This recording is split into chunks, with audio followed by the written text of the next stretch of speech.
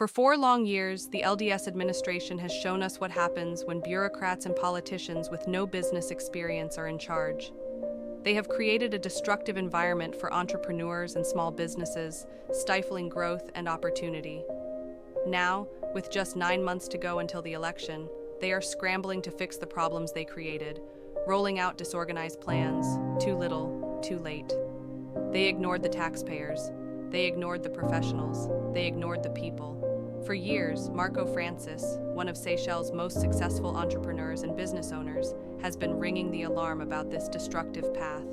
He warned them. He showed them the way. They didn't listen.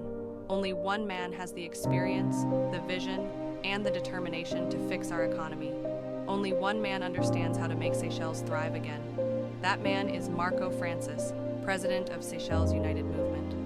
On the 27th of September 2025, make the smart choice.